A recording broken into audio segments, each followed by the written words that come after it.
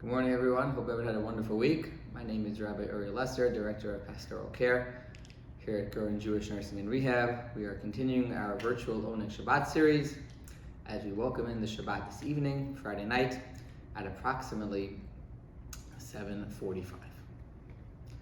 Shalom Aleichem, Malachei Ashareis, Malachei Elyon.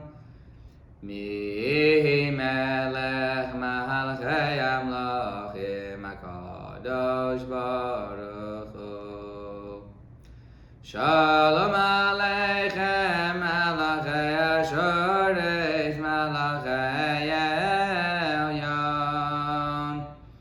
Mi melech malchei amlachim HaKadosh Baruch Hu. Shalom malachei shalom malachei elyon. Mi melech malchei amlachim HaKadosh Baruch Hu. V'achem shalom malachei shalom malachei elyon. Mi HaKadosh Baruch Hu. Boachem leShalom malachei Shalom malachei elyon. Mi melech malchei amlachim HaKadosh Baruch Hu. Baruch Hu ni leShalom malachei Shalom malachei elyon. Mi melech malchei amlachim HaKadosh Baruch Hu. Baruch Hu ni leShalom malachei Shalom malachei elyon. Mi melech malchei amlachim Kadosh Baruch Hu. Baruch Hu ni leShalom malachei Shalom malachei elyon. Mi melech malchei amlachim Kadosh Baruch Hu. Baruch Hu ni leShalom malachei Shalom malachei elyon. Mi melech malchei amlachim HaKadosh Baruch Hu. Teizchem leShalom malachei Shalom malachei elyon. Mi melech malchei amlachim HaKadosh Baruch Hu.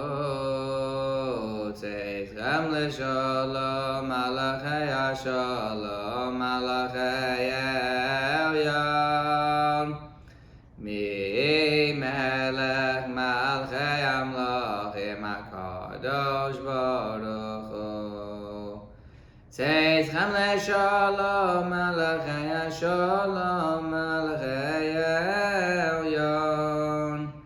Mi melech malchei amlachim HaKadosh Baruch Hu. This week's Torah portion is Parshat Re'eh. Re'eh has two focuses. Its first focus is on the holidays, the holiday seasons which are approaching soon.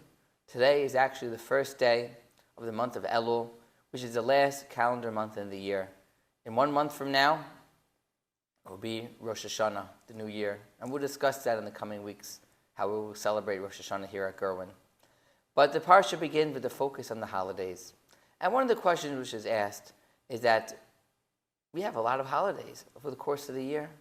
We have Rosh Hashanah, Yom Kippur, Sukkot, Pesach, Shavuot, Chanukah, Purim. Why are there so many holidays over the course of the year? Why are they all necessary? And the answer explained is the following. God knows that our lives are very, very busy. He knows that even with Shabbat at the end of every week, we just don't always have time to think about and contemplate our relationship with Him and with our families as well. So God gives us automatic pauses, times in the year where we must stop what we're doing and we must go to synagogue and have extra services and do extra commandments such as blowing the shofar, sitting in the sukkah, eating matzah, lighting the menorah, hearing the Megillah on Purim. These are all things to allow us the opportunity to connect to God in different ways. So sometimes for people, they look at the holiday season as a difficult time. Maybe they can't go to work. Maybe they have to prepare a lot of food for a lot of the meals. We have to have a different perspective. We have to thank God for these opportunities that He gives us every single year to connect with Him over and over again. There isn't 2 or 3 months that pass without another holiday. And when these holidays come to us, we should approach them, we should appreciate them with the respect that God wants us to have for them in order to connect to Him in the highest way. Chad hodi lekras kala pnei Shabbos nekabela lechad hodi lekras kala pnei Shabbos nekabela shamor v'zachor b'dibur echad eshmiyanu kelam yuchad Hashem echad u'shmo echad l'shemo seferes v'lesila chad hodi lekras kala pnei Shabbos nekabela likras Shabbos l'chuven el chagi mekor haberdacha meirosh mikedem nesucha zov maaseh b'machshavot tchila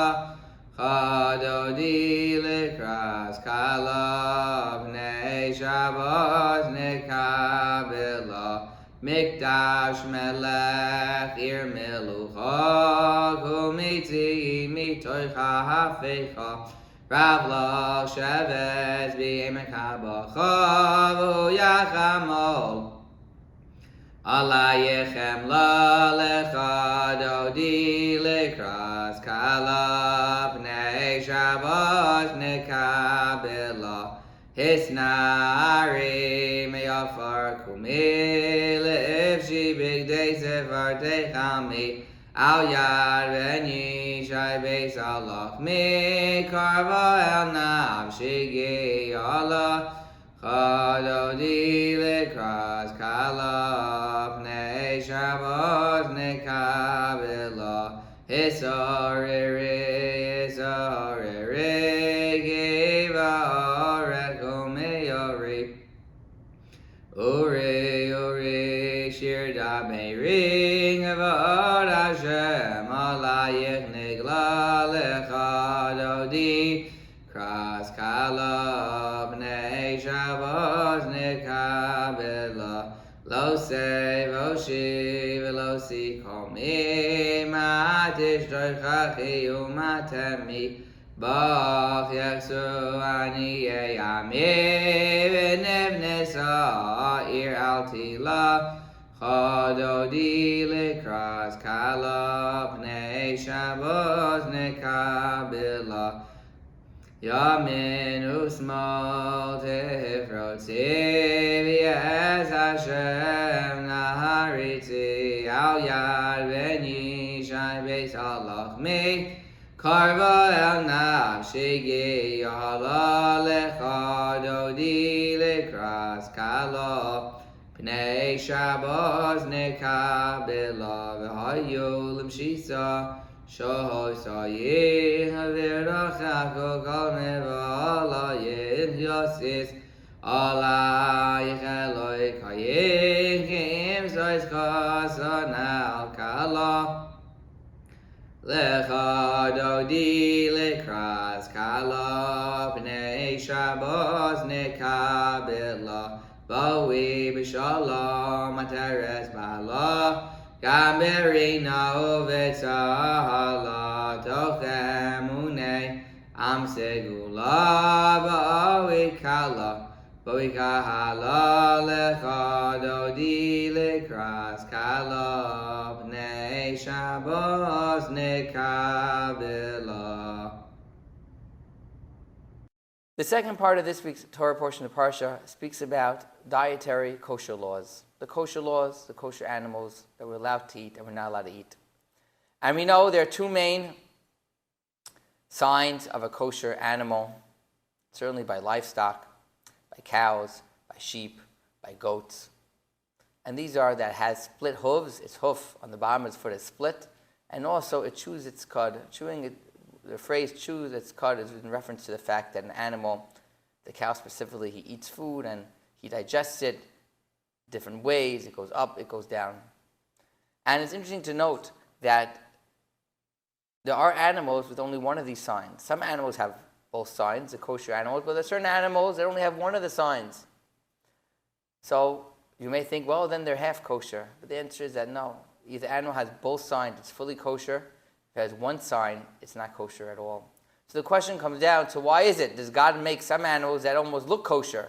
They're almost there. They have half a sign of kosher, but not the full sign. And the answer is that God's teaching us a lesson about honesty, about truth. You know, there's a phrase, if someone is only 1% lying, he's 100% not telling the truth. Because that's the idea. We have to be truthful in everything, and we have to follow God's laws as much as we can. So yes, it'd be nice to eat more animals with one sign of kosher, but one sign of kosher is not kosher at all. And so God gave us these laws with the other commandments to connect to Him in different ways. And specifically in the laws of kosher, we know are so important. That's why here at Gurwin Jewish, we're very careful with all the kosher laws that we have to ensure us that we can connect to God in the highest way. Because we know food is what gives us sustenance. Food is what gives us power and energy. And what greater way is to get our power, get our energy in a way that connects to God as well. Adon Olam Asher Malach B'Terem Kol Yitzir Nivra Li'ez Nasa B'Chevso Kol Azai Melech Shemo Nikra V'Yacharei Yeklos HaKol V'Hado Yimlov Nora V'Oya V'Hu Hoveh Hu Yiyeh B'Sifara V'Hu Echon V'Yein Sheni L'Ham Shilo L'Ham Mira V'Li Reishis V'Li Sachles V'Lo Z'Ham Yisra V'Hu Keli V'Chai Gawali Tzorchev Li V'Yez Nasa V'Hu Nisi Umanos Li Nas kosi biyom ekra v'yahado avkid ruchi v'yez ishan v'yahira v'yem ruchi geviyasi ado shem li v'lo v'ira. Everyone have a happy and healthy Shabbat, a great weekend. We'll see everybody next week.